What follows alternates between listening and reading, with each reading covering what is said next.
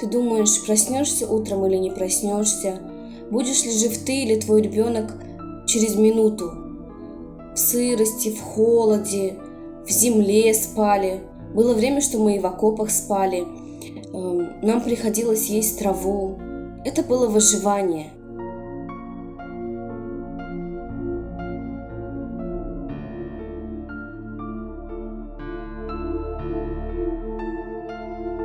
Я поняла, что нельзя разрушать свою жизнь из-за чьих-то убеждений.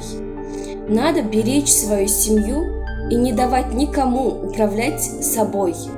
Твое счастье в твоих руках.